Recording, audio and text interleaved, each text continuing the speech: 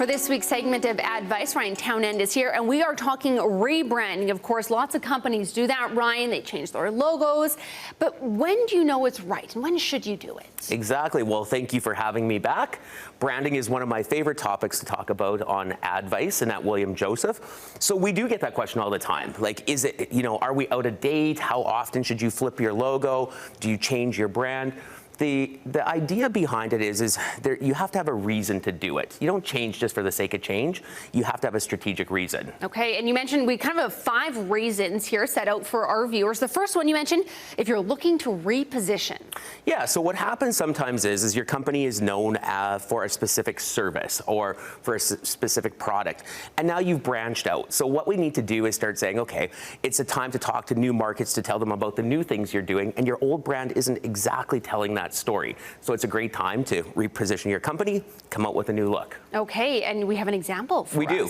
So MasterCard was known for credit cards, but now they became like a global processing technology company. So they had to have a brand that was larger than what it used to be. And then, of course, they rebranded to properly reflect that. Absolutely. Number 2, if your current image is outdated, this of course happens. Sometimes we see logos from the 1980s, hot pink, made in Microsoft Word. I don't know. Sometimes it just becomes really outdated. Highlighter is a great example here. They just refreshed their brand where they took the hat off their sailor. And my goodness. I think, what did they say? He's now a silver fox, trying to attract a newer audience. So you can see clearly here how it's still the same, but it's just more relevant to today's market. Yeah, refreshed. I like that. Okay, number 3, bad reputation. Cue Taylor Swift. There you go.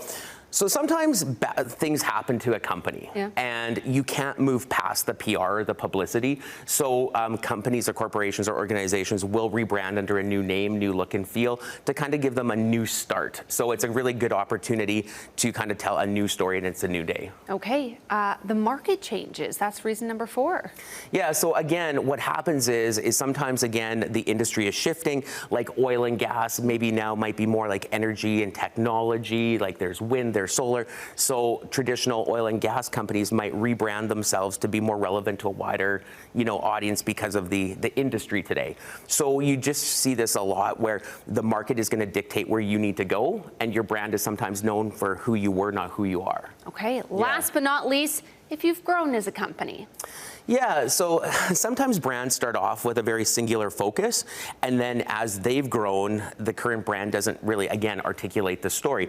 So we have an example here of Dunkin' Donuts. They were just known for donuts, but now their brand carries a lot more products and services, so that name wouldn't have worked anymore. They had to kind of, again, evolve it so that the brand could poise itself larger and carry more products and services under it. Yeah, well then, so there are obviously these 5 reasons to do it, but how, once you decide you are going to rebrand, how do you make that successful? First of all, you call William Joseph at williamjoseph.com.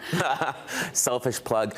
So really what it does is you start back with your goals and objectives. So really, why are we doing this rebrand? What are the goals behind that? And then strategically, how do we roll this out? So you really do come back to your why. Why do you exist as a company? And really, what is it that you're bringing to the market? What problems are you solving for your customers today? And you roll it through the whole brand story, the brand, the creative, and then you have to tactically think, how are we going to educate and articulate this new brand to the audience? So you have to inform them that, hey, we're making this change, here's why, and here's our new brand and story. And again, of course, you could always have a launch party to promote the new brand. Hey, and that's always lots of fun. Exactly. I love it. All right, Ryan Townend, thank you very much this morning, talking about rebranding on ADvice. Perfect.